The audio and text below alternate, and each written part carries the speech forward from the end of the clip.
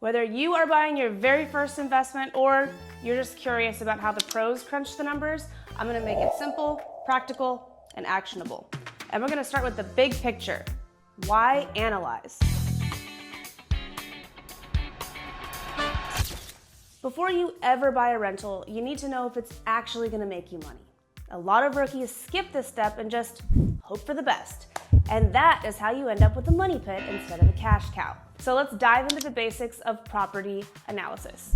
And first, you're gonna figure out what the property is actually worth. Use a comparative market analysis. I've said this before, it's a CMA. Look at what similar properties in the area have sold for recently.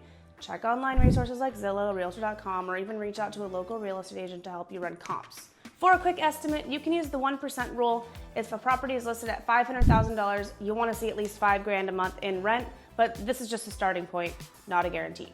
Next, you're determining the market rent. You need to know what you can realistically charge monthly. Don't trust online estimates. Pretend you're a tenant. Check out what similar homes are renting for on sites like Rentometer, Zillow, or Rent Cafe. Call around, talk to landlords, look at properties with similar size, condition, and amenities, and be conservative. Overestimating rent is a rookie mistake. If numbers still look good with a lower rent, then you are in a safer spot. Next, you're gonna calculate expenses, and this is where most investors get tripped up. You've got to account for every cost, not just the mortgage.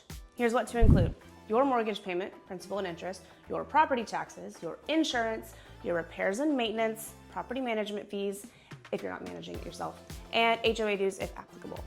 Vacancy allowance planned for a month or two per year with no tenant, and then utilities if you're covering any at all for the tenant. Add these up for your total monthly or annual expenses. Next is crunching the numbers. Here are the big three. Cash flow.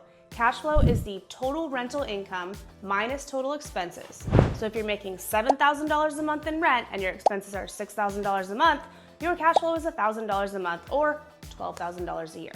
Next is your cap rate. That's your net operating income, or NOI, divided by the property value times 100. NOI is your income minus all the expenses except your mortgage. A good cap rate varies by market, but 6 to 8% is a common target in Silicon Valley in particular. It's closer to 4 to 5% here. Cash on cash return. It is the annual cash flow divided by the total cash invested times 100. So if you put $150,000 down, your annual cash flow is $12,000. Your cash on cash return is 8%.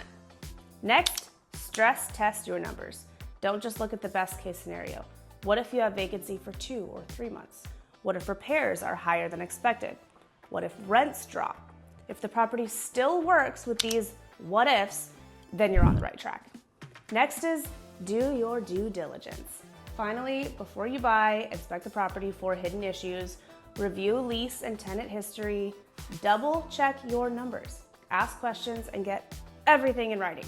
Remember, analyzing rental properties isn't rocket science, but it does require attention to detail and a willingness to be honest with yourself about the numbers. If you follow these steps, you'll avoid rookie mistakes and set yourself up for long-term success. If you want more tips or a copy of my rental property analysis checklist, drop a comment below or reach out to me directly. As always, I'm here to educate and navigate, not speculate and fabricate, and I will see you guys next week.